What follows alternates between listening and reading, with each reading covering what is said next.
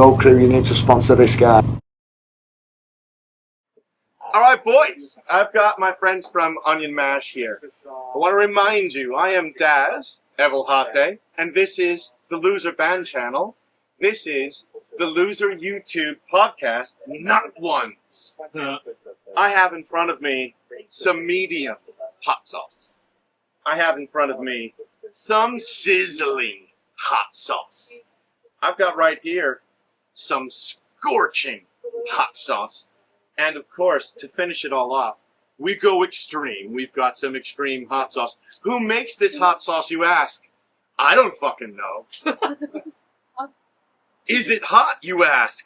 I don't fucking know. We're gonna find out. Remember, I'm reminding you all the time, here on the Löser Band YouTube channel, we are sponsored by absolutely fucking no one, and that should change. It really should change. So be sure to let us know that you want to sponsor us with your hot sauces, with your guitars, with your drumsticks and your strings. Toki. Me first, eh? Peter. Oh, hey! Lewis, it's great to have you with me. We want to have a little chat. So, the first thing we have to do is we need to run the gauntlet. I ask you a question, we eat a hot wing, you answer it. At the end of that round, we do another wing. You ready for this? Yeah. All right, so why don't we start putting some medium sauce on our wings while we cook up a question? I'm gonna die. Yeah. You can use this like a little bit of a plate if you'd like. To leave it for your people online, I don't need hot sauce or hot food at all. Neither do I, really. I don't eat hot food, so this will be fun. So you're saying the tears are real? So, Yes. All right. So our vocalist is just off camera. Rach, you're very lucky you're vegetarian. Yeah. Well, we had a vegan do the very first episode, and he seemed happy with his not wings. No excuse. We could put hot sauce on tofu all day. You just all right, dig it. How we doing it then? Put your fingers in there. Just grab one, yeah? Okay, yeah. Did And you now get just hot ones on all? Sprinkle that sauce all over. They have only Make one sure you of get a good them. tap. There you go. Which was? So the hot wings, whatever they are. So these are hot wings with hot sauce. Yes. Oh. Well, they don't have Double normal tapper. wings. They have only one type of wings in there, right? Oh yeah, hot wings. Yeah. Yeah. So now these are going to be extra hot. Let's go. So how much? Okay. Be a man. Yeah, I'm doing like a Louis. Me and Louis gonna Christ, die. Louis. All right. Very first question. If all three of you would introduce yourselves and tell me about onionmash. Tell me about your role inside of onionmash. Guitars, bass, drums. What the hell do you do? Please. Oh, okay. Do I eat this before or after? Oh, You can okay. choose. You can choose. I'm Peter. I'm from onionmash, and I cry in a bun.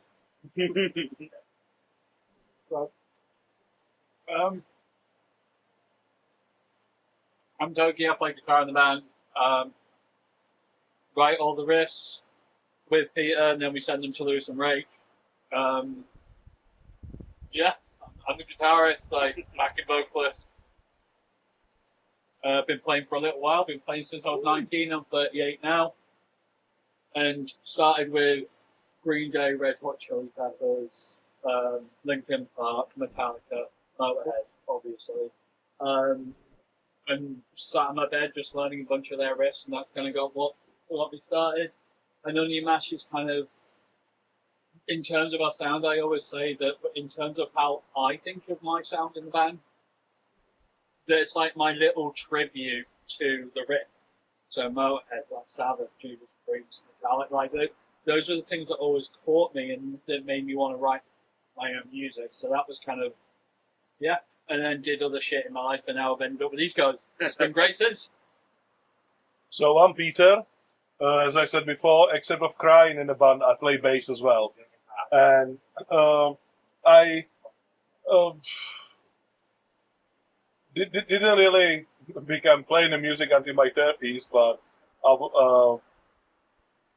this whole band and playing music is great adventure, and I would never change it for anything. You meet a lot of great people on the tour when you're playing with them, and I always like to be creative, and this band allows me to do that. Me with Toki, we write a lot, and I just like to make people happy, and I can do that with this music. My name is Lewis. I played drum for onionmash. I basically just ended up joining them 3 or 4 years ago. How did we meet you though? So, funny thing is, so I moved over and I've used university as a way to get my pre-settlement prior to COVID. From Portugal, it's easier to get here, being a Portuguese person, but to get the pre-settlement, I had to get something to be doing. I decided to go to uni. We met at a jam session at Lion's Den, where I just went there out of a whim. We jammed. I don't even remember who was there with me. Actually got a be playing at the restaurant on Tuesday on the outside. Yeah. And they were like, "Oh, this was really fun. Do you want to join the band?" And at first I was like, "Listen, I just moved over. I have no gear. I have fuck all. Not even a double pedal. I need time to settle myself before I can actually start looking for bands." And I think 1 year or 2 years passed. We went to BIM. You went to BIM. Yeah. I saw the onionmash wanting for a drummer at Afflex before that as well.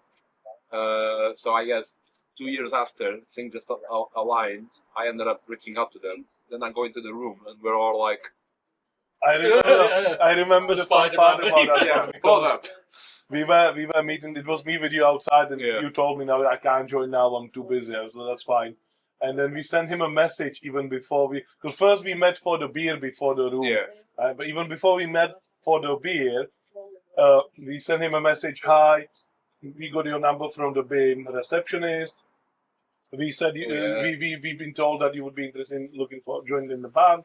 When you going to join us?" And he was like, "You idiots! It's me, the long head." I was like, "Oh, okay." And then we met. It's like, "Oh!" So but when we got the number first, we didn't know at all. Yeah. So there's one story as well from that jam night, right? So Soundcheck.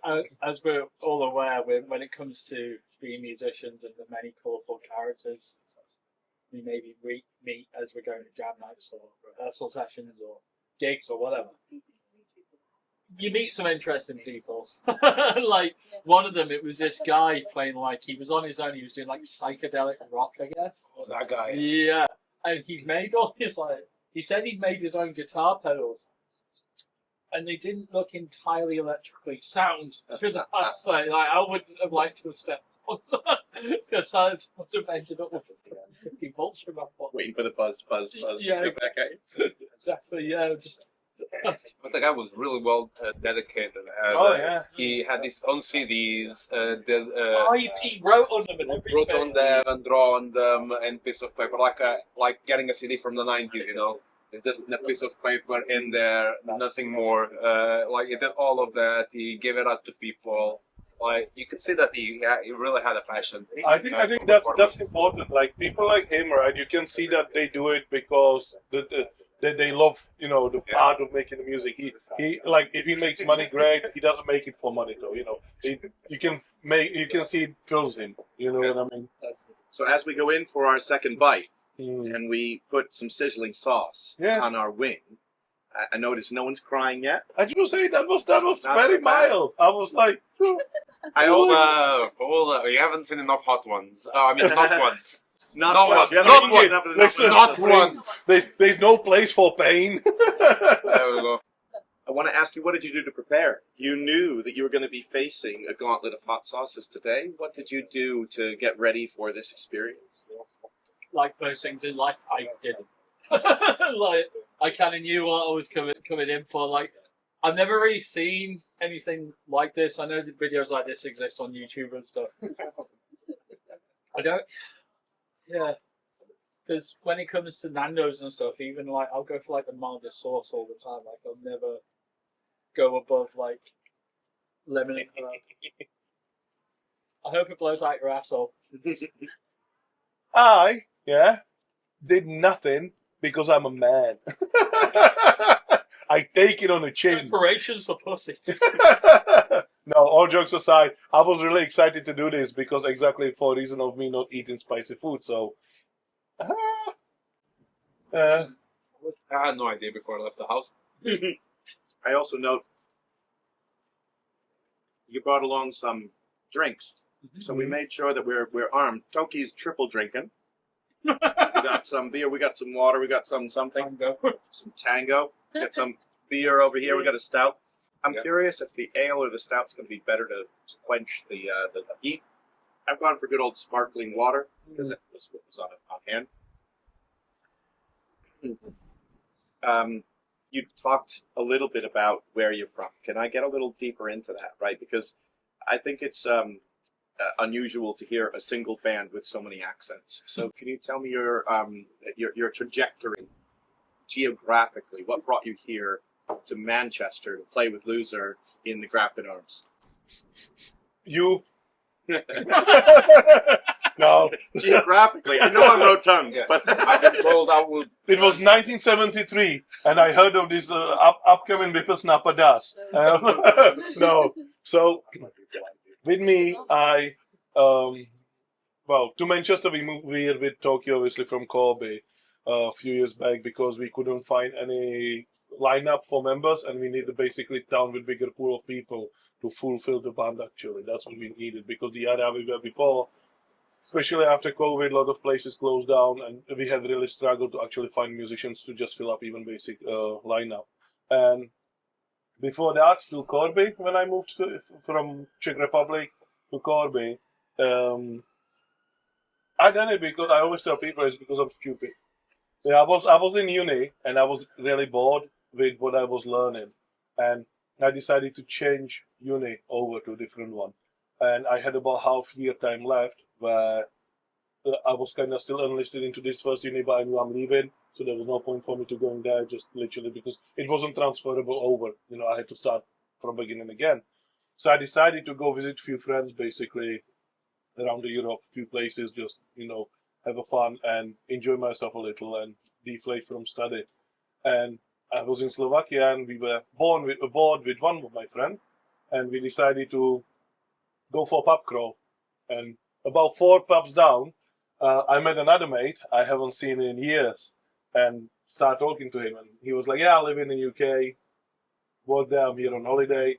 Now it makes sense, that's why I haven't seen you in ages. And he was like, "Yeah, I'm going back again soon." It's like, "Do you mind if I come with you?" Right? I was like, "Yeah, no problem." So I packed my stuff, left Slovakia, back to Czech Republic, told my parents going to UK. For half year, that was 2013. Yeah. So the moral of the story is every pub crawl ends in Manchester. Oh, definitely. It's like, look, if adventure calls, go for it. Love it. We love the adventure so far. Oh, it's great. Piece of cake. That's why we write such happy, upbeat music. And Toki, there was a mention of Corby there. Oh yeah. So I'm not originally from there myself, but I'd lived there been about 2008, so I was there for about 12, 13 years. I went there because my partner, we met when she was at uni.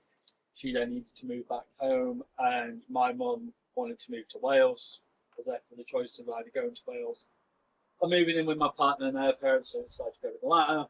And we are how old am I? 38, Jesus. So almost 20 years ago we got together, and we've been happily together ever since.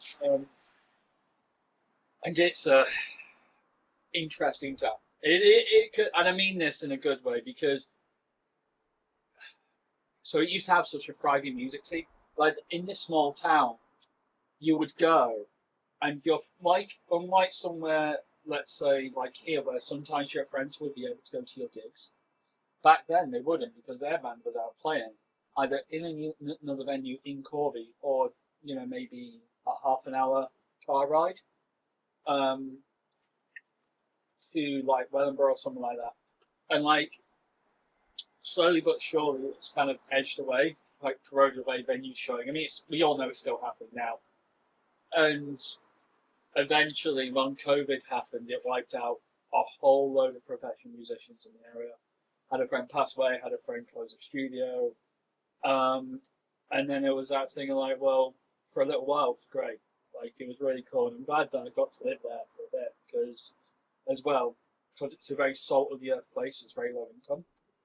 You don't want for anything when you're at a house party because people will bring the alcohol, whatever you need. You'll all sort of share it with each other so you can all have the most positive night possible. And I'll say it, like, it's a shithole of a town that definitely has no end of issues. Weirdly enough, we were there like last month or the month before, and we found out they're going to shoot it near one of our friends' houses. Yeah, like just, so, and there it's kind of common. Like I was once, Which for my American audience is really strange. Like, incredibly unusual. I was, It's a daily occurrence for my American groups. No rights to bear arms. yeah, of course, guns are very legal here.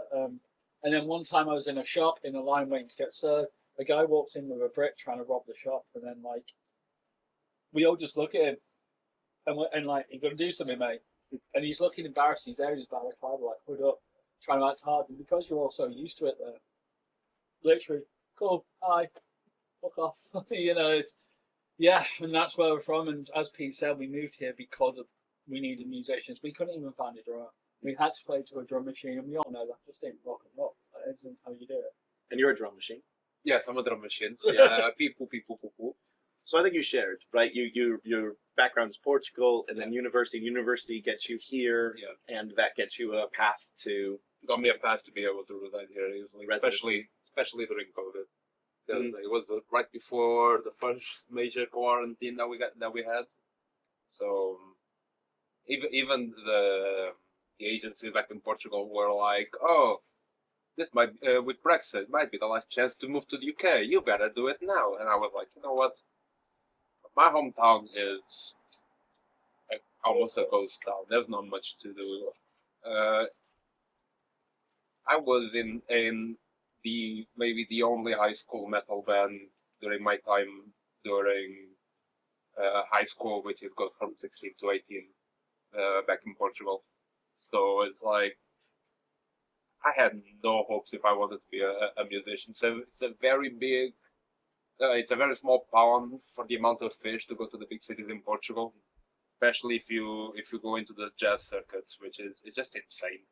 Honestly, a lot of very good musicians. So it's very easy for any musician to just be swapped when the next one comes around. It's like here there's more opportunity. Right, as we go in for our third of four, I'd like you to, on this next wing, maybe Toki, we could just concentrate on your vision for the latest singles, right? So you have a single that you've released to the public. It's on Spotify. We can find it on Facebook, etc. I'd like to know more about this track about mental health and what it means to. Am I on the right single? Yeah, that's not our latest one, but it's the last one. Okay. But still, happy to talk about it. It's very liquid. The nearly most recent singles. Yeah. Maybe just talk about Without a Helicopter Overhead. We are next to a hospital. And talk to me about a mental health single and most recent single, and what is the experience of releasing music in today's environment? Oh, sweet. So, first things first. 1 Minute More, which was not a last single, but the one before. Me and him wrote the riffs and the structure to that song in like, 2 or 3 hours? From like first idea to finished song. One sunny evening on the balcony. Yeah, just a few drinks with my own self. Okay, this one's starting. And yeah, we then fucking hell. You can do it. I can't. We then didn't have. Properly lynched it as well. It hurts to talk. We then didn't have a lyrical content You want in me to mind. take it over? No, I've got this. I will finish this thought if it kills me. So we didn't have a lyrical theme in mind, and then we eventually showed the song to our vocalist / lyric writer, and she decided from her own personal experience to go for like a song that tackles like a woefully underprepared mental health system in this country, and everyone that I know who has suffered with mental health can attest to that, myself included. And yeah, when I first heard the song Bapters, it was, I believe it was Rach Singer through her phone to the song in the background or something. It was a very rough cut the song, but straight away I heard some like really nice melodies in there, and the lyrical content really hit home. And it's a song that I would listen to even if it wasn't from bars. And then our most recent one is Legal Slave, which is about a corrupt work system, about how we're all treated like shit, about how companies and XYZ expect way too much of the workforce and exploits it. And then when it comes to releasing music, we've been very fortunate in the sense that we've been putting a few playlists on Spotify, and that's helped.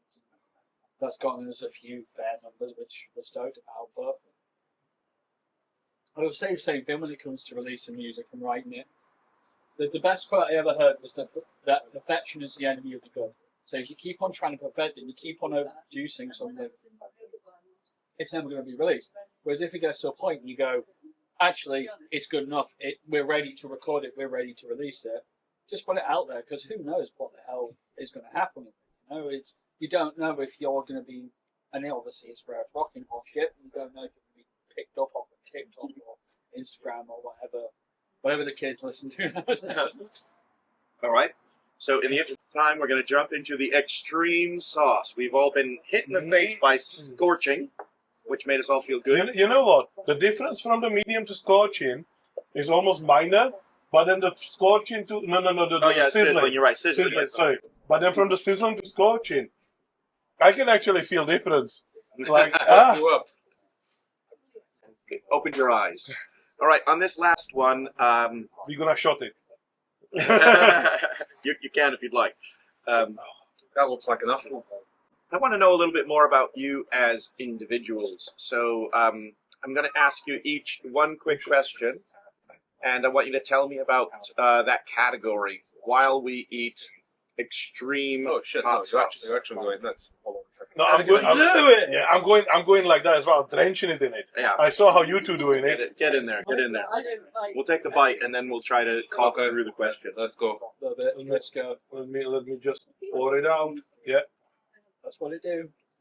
that's what you do. Oh, it's dripping of it. I'm gonna. All right, Lewis, you were the first to bite. Damn right he was. As the first to the wing, you get the first question, which is, I understand from some of your friends that you were actually an extra in a movie that people would recognize. What is this Don Quixote film, and what did you do? How did you get on the set as an extra? As an extra, simple. I just looked Slavic with long hair. That's what they wanted. I am not joking. They were looking for people with that type of features. Long hair, pale skin, brown to blonde hair. That wasn't bad. How long was the shooting? I was there. I was only there for like a week, but it took like a couple of months. So I'm from a small town called Tomar in Portugal. It used to be the capital for the Templar Order back in the day, so we capitalized a lot on that, on the tourism. And we do have this very beautiful convent with a castle attached to it that caused Terry Gilliam's eye. Terry Gilliam directed a good chunk of Monty Python movies. So he decided to record some of the scenes there. I was an extra. The film has Adam Driver as one of the main actors. Adam Driver is, of course, the guy that was in the newer Star Wars. And yeah, like I was just an extra in the scenes. In one of the scenes, I'm right there in the background. I probably look like I'm looking at the horizon because I didn't have contacts. I couldn't wear my glasses. So they left you alone in a field. They just left me alone in the room, and I had to pretend I was someone talking with people. And probably my eyes made me look like I was blind. I don't know. We should watch that movie together now. Yeah, absolutely. If they ever need to recast Daredevil, I guess I got some practice there. That's fantastic. And Peter, you just saw Toki fail to throw a napkin into a bowl. You have a sports background. I think in the UK we would call it netball for girls, but I think in your country it's Insults. handball. What? In the rest of Europe, let's be honest. Let's say semi-professional handball player. Yes. So I never got into the level of the professional, but some people know it about me. I had a chance when we were growing up. My mother team playing in the leagues. We always used to play like a second league or something like that. We couldn't go higher because you need a lot of money to progress, and our town would never support us enough. Everyone knew our football team, who was literally playing the lowest division possible. They had nowhere to fall down. I once see them lose a match to 9 people, right? But the town would buy them like new pitch or something. Like they would get. But then, for example, us as handball players, we were playing the highest possible league we could do, in our category, and no one in town knew. That's how unknown it was. Yeah, because the support is for football, not for other sports. Yeah. But still, we had a chance then to be like contracted or hosted to a team who was playing the highest possible for us as between like 15 to 18 kids, kind of that area. And that was time when I did some international tournaments and like played against like really good team and players. A lot of people I played with ended up in professional sports in general, playing TV and stuff. I never was the best, I would never claim that, but I was good enough to, play in there. And I know when I started, I was like third, second option, and towards the end, I even started in lineup and stuff. So the progression was there. That was I was proud of. That I never was the best, but I was good enough to be there. And then the team bankrupt. And that, wow. Yeah. That would put an end to it. Yeah. And in a long tradition in this interview of talking shit about our hometowns, well done. Oh yeah. No, like I love that town. Don't take me wrong. Like it's great, but like as I said, like it's in Czech Republic. It's very football heavy, and then straight after that, ice hockey is big as well there. Yeah, and then like handball, that kind of same level as basketball. There. All right, and thank you, Peter. Thank you, Lewis. This is the last question because we're going to go in and sound check. So, Toki, I know you can talk to me for another 5 hours on this, so let's try to keep it brief. But as I understand it, from people who've seen it, you have a collection of Dragon Ball Z. Do you call it Dragon Ball Z, even though here you would say Z? Well, okay, so this is where it gets complicated, because there's 4, 5 different shows, all with the Dragon Ball title. One of them's not even canon anymore. Anyway, but yeah, I have an embarrassing amount of anime action figures because I've got nothing better to spend my disposable income on. Apparently. We are all children. Because we're all children. Exactly. And there were no drug dealers in Corley. There was a drug deal on every street. Oh, okay. Yeah, I saw them fight. Anyway. It's kind of been a big respite for me since I was a kid. Even before I played guitar, actually, I was into this stuff.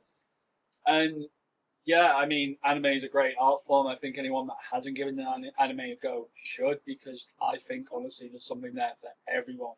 Because, yeah, you've got your more superhero stuff where it's like action orientated and like big fight scenes. But then you've got your more down-to-earth ones that are maybe like a murder mystery, or like it's more of a slice of life thing, or there's actually one that I've been starting to watch that's about a band, for example. The playing on it's really accurate, like the animation of the fingers are moving and that. So yeah, it's a really cool thing. I've run out of room for guitars, so I now need to fill it up with something else. Guys, Onion Mash, thank you so very much. We're going to kill it tonight. We're going to have good fun at the Grafton Arms, and hopefully we come back next year and do it all over again. Yeah? If we survive tomorrow course. morning. I just want to say one thing. Sorry, what is this? Just a second. Hot sauce, mate. Oh, Inferno hot sauce. Yeah, pick up your game. I was promised I'm gonna cry today, and like you know what? This changed from that to that one. That was good.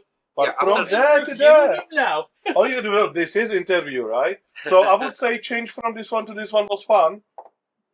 Boring. Pick up your game. Unbelievable. What Peter's Download them. What Peter's trying to say is we need some hot sauce sponsors so we can get some real crying happening. Thank you Sean. very much. I want the last dip. I know you're watching us, Sean. Sean from now other I want the last dip on wing this show table. that no one knows. We know. I know you're watching. He's gone. Sponsor us. Now! Please, babe, we need. Road crew, you need to sponsor this guy. All I need is for my subscribers to tell 10 of their friends to subscribe.